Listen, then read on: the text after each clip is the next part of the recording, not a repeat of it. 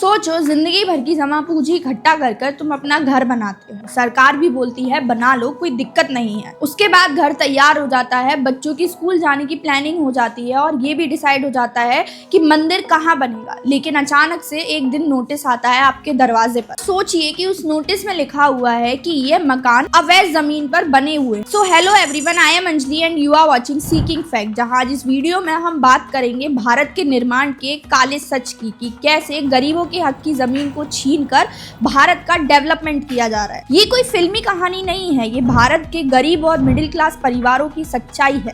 बात ये है कि जो चीज पहले लीगल थी वो अचानक से इलीगल या अवैध कैसे हो सकती है, और अगर है भी है तो इसके पीछे जिम्मेदार कौन होगा। सबसे पहले हम बात करेंगे कठपुतली कॉलोनी की। ये एशिया का सबसे बड़ा स्लम है जहां बहुत सारे लोक कलाकार, रंगमंच कलाकार और कठपुतली वाले कलाकार रहते हैं। 50 साल से इनकी एक पूरी पीढ़ी यहीं पैदा हुई और यहीं बसी हुई है। इनके पास सब कुछ था, राशन कार्ड था, बिजली का बिल था और वोटर आईडी भी थी। सरकार का एक नोटिस आता है कि इस एरिया का रीडेवलपमेंट किया जाएगा। लोगों को कहा गया कि ये उनके अच्छे के लिए हो रहा है, लेकिन कुछ टाइम बाद एक नोटिस आता है जहां रीडेवलपमेंट की जगह डिमोलिशन यानी ध्वस्तीकरण की घोषणा कर दी जाती है। लोग पूछते रह गए, अगर ये इलाका 40 साल से अवैध था तो हमें यहाँ रहने क्यों दिया। अब बात सारी फिर से यही आती है कि इस चीज का जिम्मेदार कौन है, कौन इसकी जिम्मेदारी उठाएगा। तो गलती किसकी है, लोगों की या फिर सिस्टम की जिसने पहले उन्हें बसने दिया और 40 साल बाद बोला कि ये इलाका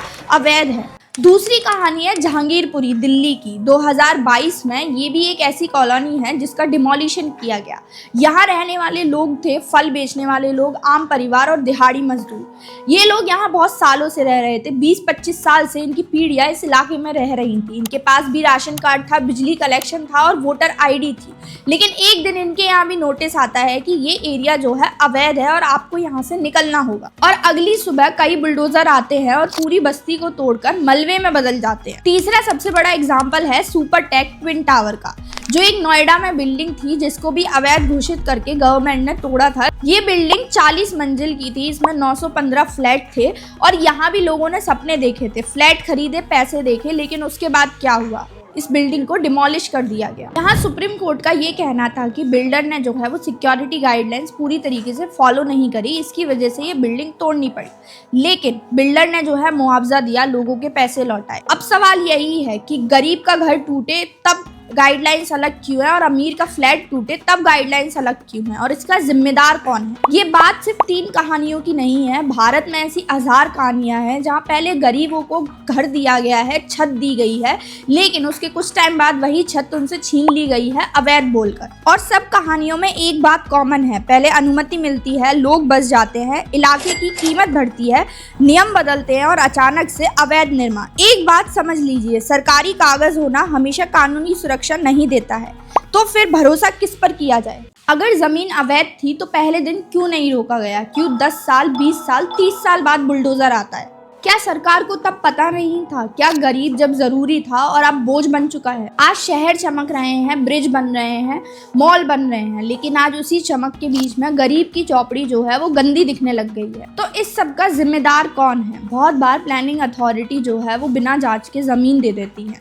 लोग सोचते हैं कि सरकार ने दिया है तो सही होगा। इसके अलावा कभी कभी ऐसा होता है कि जब जमीन की कीमत बढ़ जाती है तो पॉलिटिशियन उस जमीन को अवैध घोषित करा देते हैं। और सबसे बड़ी बात यह है कि आम आदमी को ये बदलाव समय पर बताए ही नहीं जाते। तो जिम्मेदार कौन है, नागरिक या फिर सिस्टम जो आधी जानकारी देता है। तो इस पे कानून क्या कहता है। कानून ये कहता है कि सुप्रीम कोर्ट बिना वजह लोगों के घर नहीं गिराती है, लेकिन गरीबों के इलाकों में पहले नोटिस और फिर सीधे बुलडोजर चलते हैं। तो पुनर्वास बाद में या कभी नहीं। तो क्या यही न्याय है। तो गरीब लोगों को इंसाफ कैसे दिलाया जाए। सबसे पहले उनका घर गिराने से पहले उनकी जमीन तय होनी चाहिए। जो लोग 30 से 40 साल से एक ही जगह पे रह रहे हैं उन्हें कानूनी सुरक्षा मिलनी चाहिए। इसके अलावा एक ऑनलाइन सिस्टम होना चाहिए जहां लोग चेक करके ये पता कर सके कि उनकी जमीन जो है वो कानूनी है क्या नहीं, और अगर गलती सिस्टम की है तो उनका भी मुआवजा तय होना चाहिए। और इसके साथ साथ जितने भी सरकारी अधिकारी इससे जुड़े हुए हैं उनकी जिम्मेदारी भी तय होनी चाहिए।